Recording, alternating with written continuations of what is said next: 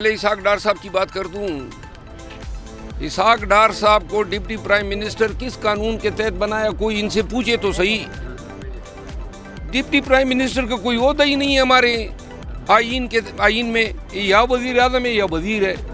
اب حضرت نے جو ہیں اپنے آپ کو جو ہیں تھوڑا سا کچھ لوگوں کے اوپر رکھنا تھا، اور شاید مقصد یہ تھا کہ اکنامک افیئر ڈویژن جو ہیں وہ بھی ان کو ملے. تو ڈپٹی پرائم منسٹر کا یہ عہدہ جو ہے یہ تخلیق کیا گیا.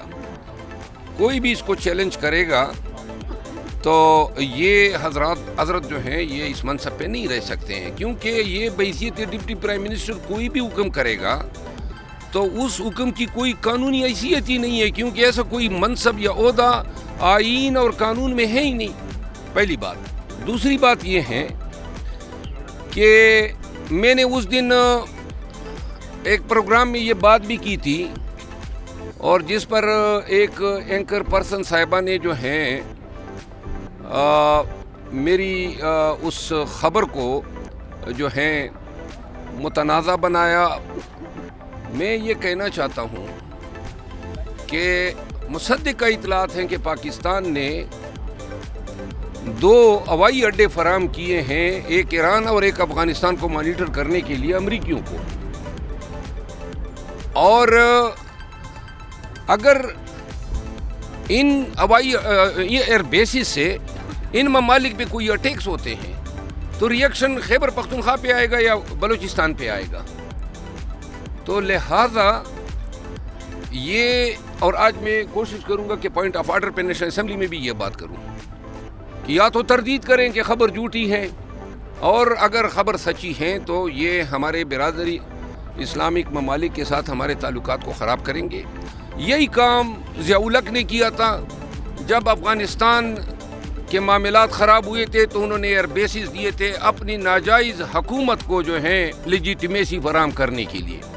یہی کام جو ہے پرویز مشرف نے کیا تھا جب انہوں نے نواز شریف کا تختہ گول کیا، تو انہوں نے ایئر بیسز فراہم کیے تاکہ اس کو لیجیٹیمیسی ملے. اور اب یہ شہباز شریف کی حکومت جو ہے یہ کام کر رہی ہے تاکہ ان کی جو ناجائز حکومت ہے اس کو لیجیٹیمیسی ملے.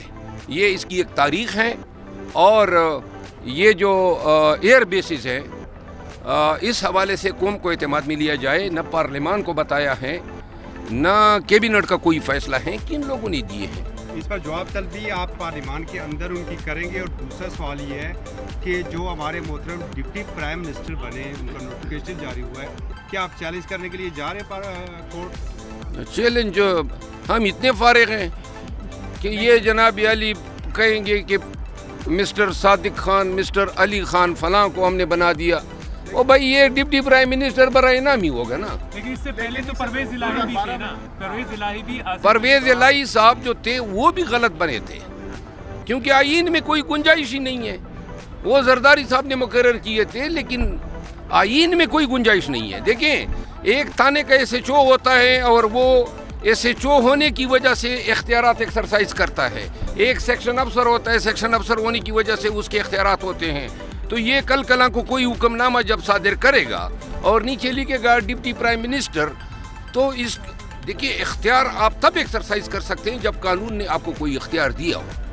جب آپ کو قانون نے یہ منصب ہی نہیں دیا ہے تو اپنے تئیں اس کو جو ہے ہم کہتے ہیں self proclaim deputy prime minister. مرد صاحب، اس طرح کے فیصلے تو بڑی مشکلات کے اندر لیے جاتے ہیں، تو کریشل ٹائم ہے اس ٹائم حکومت کے اوپر، کیا کہنا چاہیں گے اس کے بارے میں؟ نا حکومت جو ہے ان کو کیا پڑی تھی حکومت بنانے کی؟ ابھی 2 دفعہ انہوں نے مہنگائی کی، پہلے پیٹرولیم مصنوعات میں، دوبارہ پیٹرولیم مصنوعات میں، پھر پاور یعنی وابڈا قیمت میں، اور اب پھر وابڈا قیمت میں 2.93 روپے جو ہیں پر یونٹ بڑھا رہے ہیں. اور ابھی تو بجٹ آئے ہی نہیں ہے، بجٹ سے پہلے بجٹ آ رہے ہیں. جب بجٹ آئے گا، اور ابھی سن رہے ہیں کہ سورج کی روشنی پہ بھی ٹیکس لگا رہے ہیں. عین ممکن ہے کہ یہ IMF اور یہ دیگر جو انٹرنیشنل اداروں سے قرضوں پہ قرضے لے رہے ہیں پاکستانیوں، وہ دن دور نہیں جب یہ کہیں گے کہ سانس لینے پر ہم ٹیکس لگا رہے ہیں، اٹھنے پر ٹیکس ہیں، پھرنے پر ٹیکس ہیں.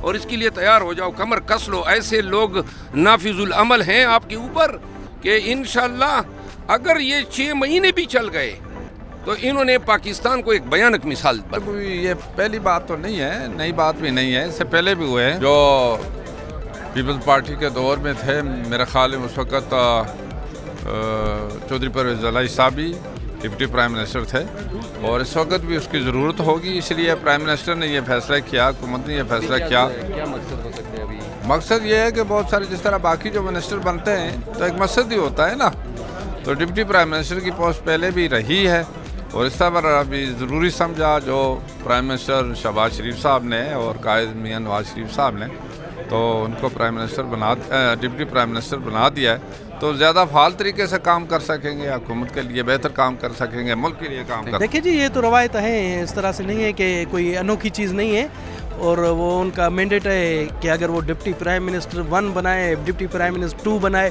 3 بنائے. حکومت مشکلات کے اندر میرے خیال میں ابھی فی الحال نہیں ہے اور ہو سکتا ہے آگے چل کر ہو. مرحلے پہ آ کے کھڑے ہو گئے ہیں ہر لحاظ سے، نظریاتی لحاظ سے بھی، جمہوری لحاظ سے بھی، معاشی لحاظ سے بھی.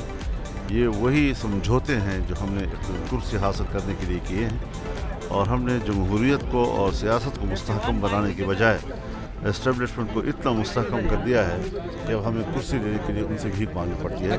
مولانا صاحب یہ بتائیے گا کہ آپ نے احتجاج کی کال دی ہوئی ہے اور یہ احتجاج ایک بڑے پیمانے پر کیا اسی طرح ہونے جا رہا ہے کہ جس طرح آپ آزادی مارچ لے کر آئے تھے 2019 میں اور پھر 2022 میں، کیا اسی طرح کا احتجاج ہوگا یا اس سے کوئی بڑا؟ اس سے بڑھ کر پاکستان تحریک انصاف کے اندر چیئرمین پبلک کمیٹی اکاؤنٹس کو لے کر اتنی کنفیوژن کیوں کریٹ کی جا رہی ہے؟ اور دوسرا شیر افضل مروت بھی یا پھر حامد رضا کون ہے؟ میرے خیال سے کنفیوژن کوئی بھی نہیں ہے. یہ بات تو ہر کوئی مانتا ہے کہ پاکستان تحریک انصاف کے بانی چیئرمین عمران خان صاحب ہیں اور وہ حتمی فیصلہ کرتے ہیں. پبلک اکاؤنٹس کمیٹی کو لے کر 2 ہمارے آنریبل ممبرز جو ہیں وہ شیر فہرست ضرور تھے، ان کا نام جو ہے انڈر ڈسکشن آتا رہا ہے، شیر افضل مروت صاحب کا اور صاحبزادہ حامد رضا صاحب کا. دونوں قابل عزت ہے ہمارے لیے. یہ فیصلہ عمران خان نے کرنا ہے. اب آپ کے علم میں ہے کہ خان صاحب پابند سلاسل ہیں اور خان صاحب کے ساتھ رسائی اس طریقے سے نہیں ہے جو پہلے ہوتی تھی، تو اس کے اندر کوئی اگر confusion who so who, but یہ ایٹ دی ڈے فیصلہ عمران خان صاحب کا ہے اور وہی کریں گے. تو کون کیا لگتا ہے کہ کون ہو سکتا ہے؟ بدقسمتی سے میری خان صاحب سے ابھی تک ملاقات نہیں ہو پائی. میں نے بڑی کوشش کی ہے خان صاحب سے ملنے کی، بہت سارے ہمارے پارٹی کے امور ہیں جس کے اوپر میں ان سے ملاقات کرنا چاہ رہا ہوں. میری ابھی تک ان سے ملاقات نہیں ہوئی تو مجھے اس کے اوپر میں کامنٹ نہیں کر سکتا. لیکن ہماری پارٹی کی قیادت موجود ہے، بیرسٹر گوہر صاحب بھی آج ان کو مل کے آئے ہیں، عمر ایوب صاحب بھی ان کو پچھلے دنوں میں ملے ہیں، تو وہ یقیناً جو بھی ان کا فیصلہ ہوگا وہ آ کے قوم کو آگاہ کریں.